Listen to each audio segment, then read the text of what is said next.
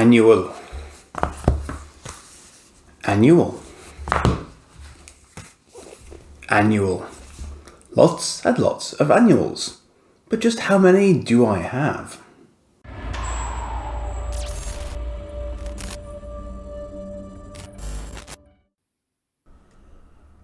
So it's like unusual camera angle here, but as you can see, I've got a number of annuals from various different eras, some sort of as part of random pickups, others more specific.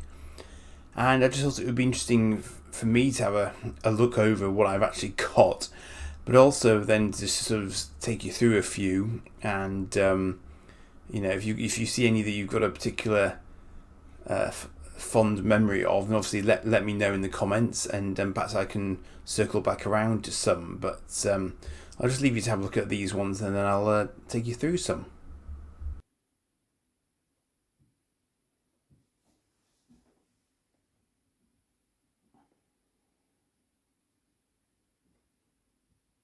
So I've just shown you a bit of a overhead fly past of the ridiculous number of annuals that I've accumulated over the last year or so. Some of them were my original annuals from the days gone by, and you're going to see a few more of those now. And in fact, this one in front of you is one of those annuals, Thunderbirds 2086.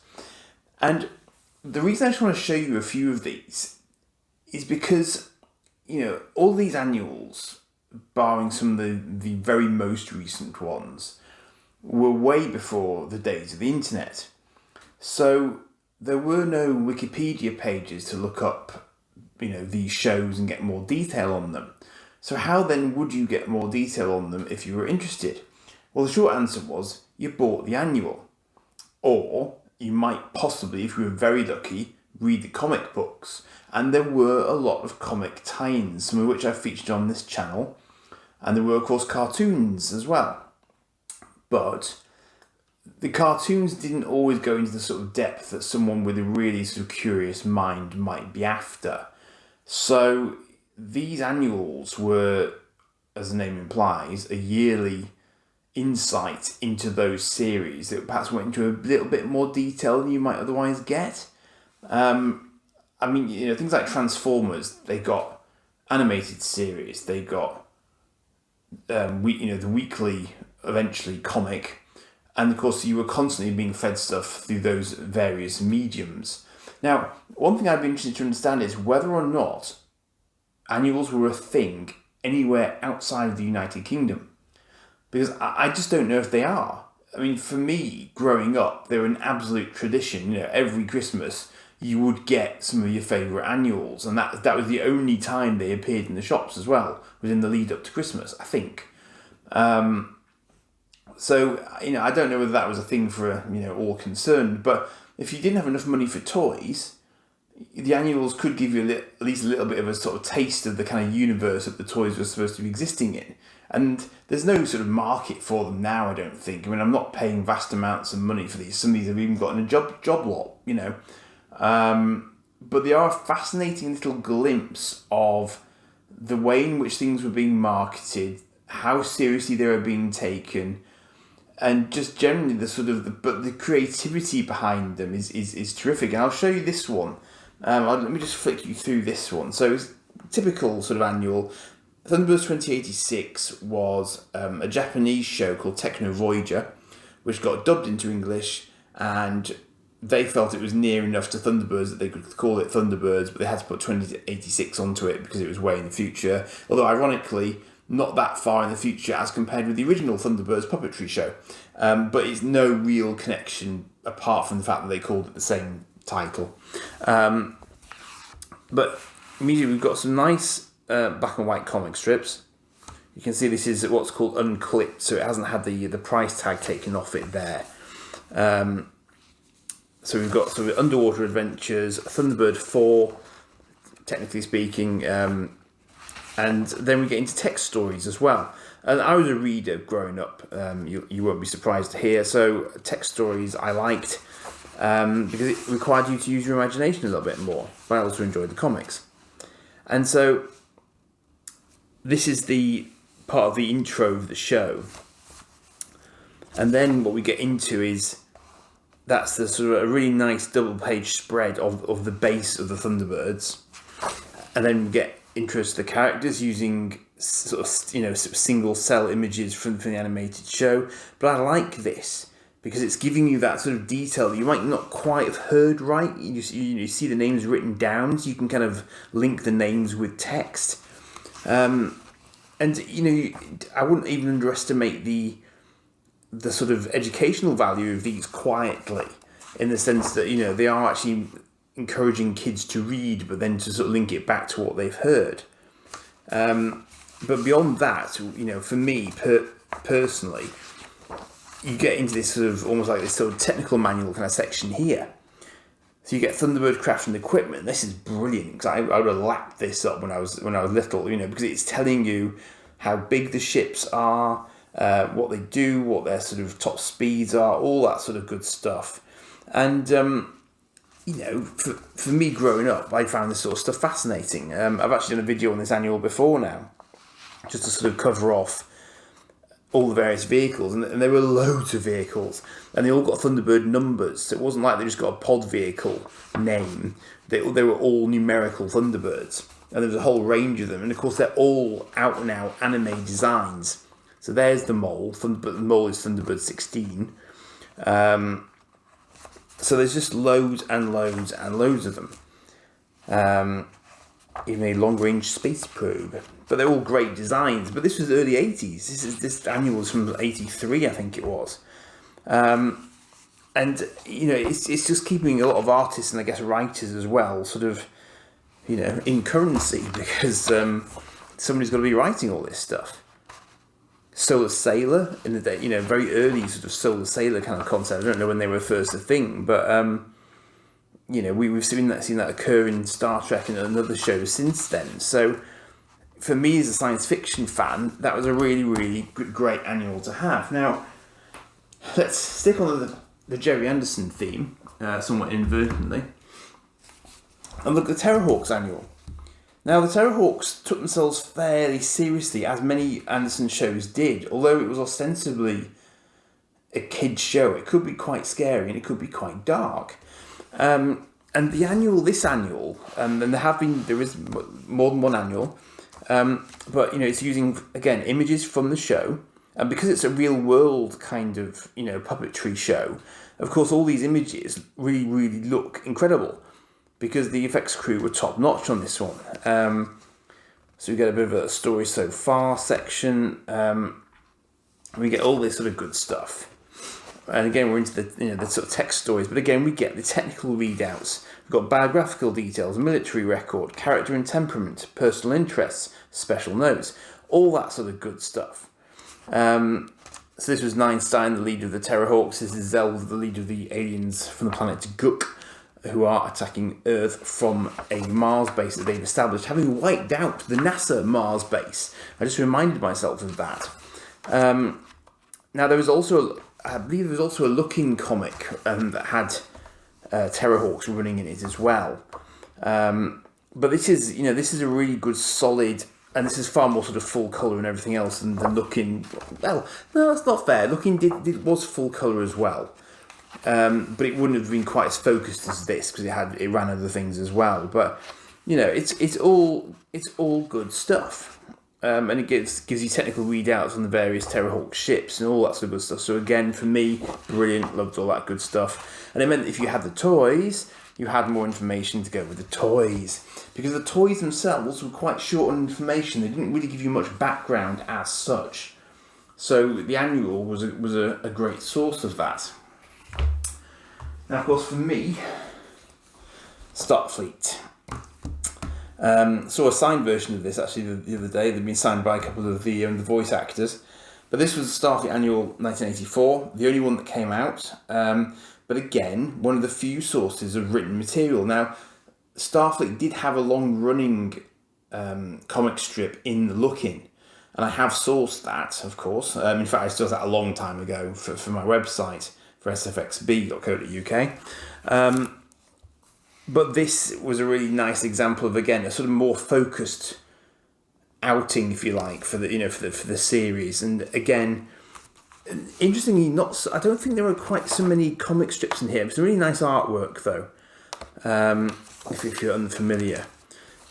But a lot of written stuff, and we've got sort of details on Dykes' big four weapons there. And again, for the first time, it's the first time you see this written down, so you can actually read what they're supposed to be called, like the breast missile with an odd spelling of breast when it's supposed to come from there.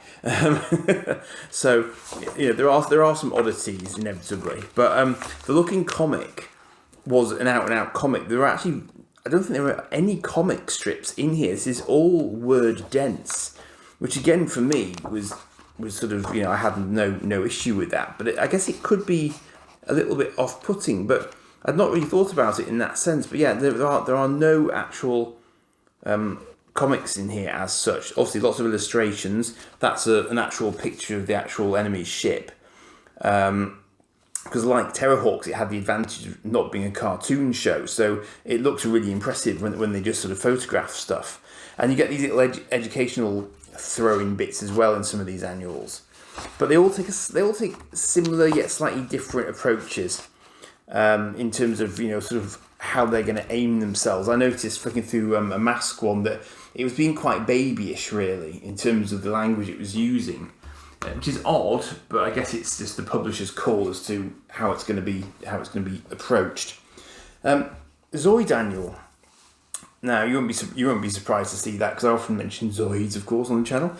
But this is indicative of one of the approaches that's taken by the Marvel Universe, because there is a comic strip in here which is canon for the weekly Spider-Man and Zoids comic that was running at the same time. So in order to have the full storyline for the comic, you have to have bought the annual as well. So that's quite clever, because it means that those who care about that sort of thing, in order to be fully completist about it, they have to have bought this. Now that isn't it. That's just a general kind of comic storyline. But the one that comes a little bit later on here, done by an artist called Jeff Senior, who also did illustrations for Transformers and Action Force and pretty much every other Marvel UK comic going in the 80s.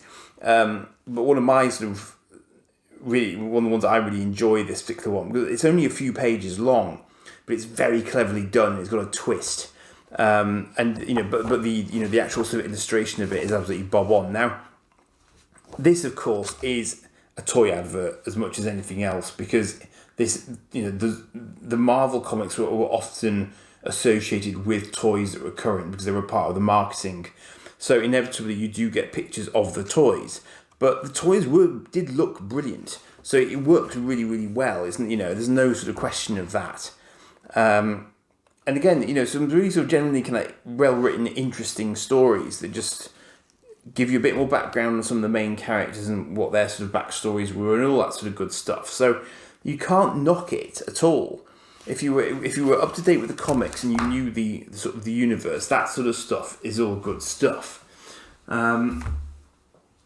Now, speaking of which, if I could lay my hands on where I put them down, here we go.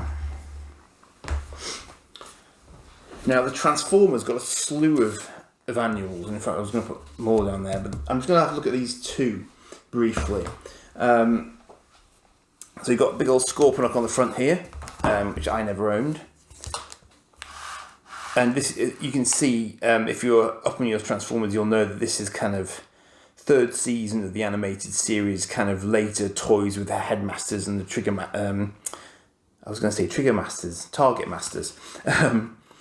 But you get nice sort of story so far bits to try and get you up to speed if you're just picking up the annual. And of course, that was the other thing about annuals. They were kind of gateways into the comics as well. So they were trying to hook you in, or they were supplementing what you were already reading. It was one of the two, I suppose. So this is kind of bringing you up to speed on the death of Optimus Prime, and then we're getting into this really interesting story here, which again I don't think was in the comic necessarily. So you had to be reading the annual to get this part of the story. And this is when Galvatron meets up with Megatron, and they actually sort of end up teaming up, which it's complex for a number of reasons, but it does happen. But it's covered in this annual. It's not in the normal Transformers weekly comic.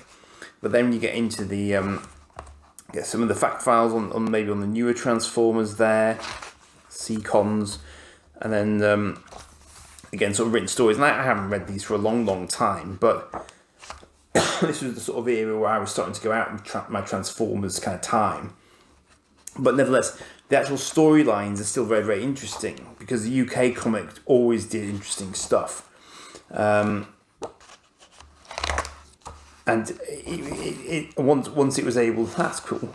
That's a really cool. That's a classic Wadimus Prime pose. That, liking that. That's cool.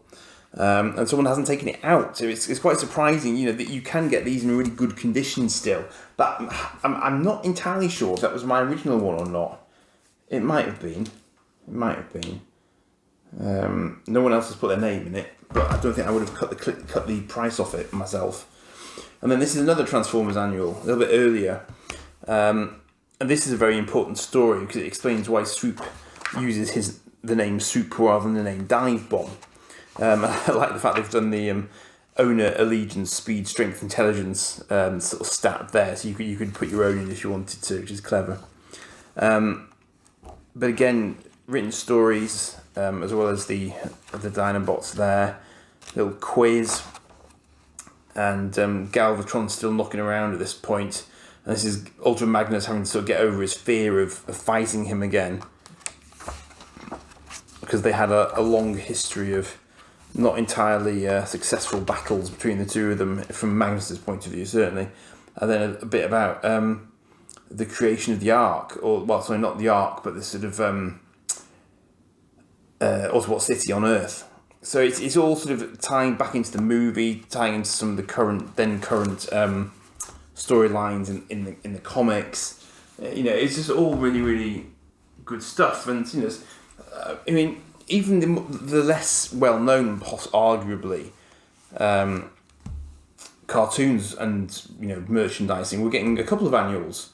So you get an annual in 87, annual in 88. Now, Centurions did have a comic strip going as well. Not a very mainstream one, but it does exist, and I've got a couple of examples of it.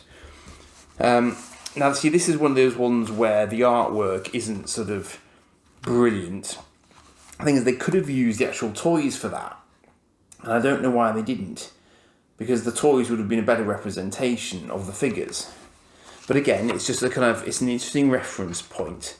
And it often gives you little sort of bits of stuff that maybe you wouldn't have seen because maybe we didn't get the toys over here or whatever. So, it's just a little bit more for the imagination to kind of bite down on. I only got this one very recently. It's a rather battered example, but I don't know if it takes a particularly different approach. It doesn't seem to. Story so far. There's quite a long-running Centurions cartoons. That may be why we got 2 annuals for it. And I mean, those were also very kind of mainstream toy merchandise tie-in. But I'm looking at A-Team, Street Hawk, Knight Rider, Metal Mickey, Super Gran. Space 1999 got 3 annuals at least. And we've got sort of. Other Marvel tie-ins. Obviously Transformers, Zoids were both Marvel. As was, if I can get it out, Visionaries. So we've got Thundercats, Visionaries, Spider-Man there. And all very, very, the covers are really impressive as well. They sort of pull you in. Now, fast forward to the present day, and what was once in the past is still here. Because the most recent one I saw that I wanted to get for my son, if nothing else, at some point, was this one, the Battle Force 5, Hot Wheels. I will do a video on Hot Wheels at some point, Battle Force 5, because it's a really interesting series, I think. An interesting range of toys as well. But it's just 2011.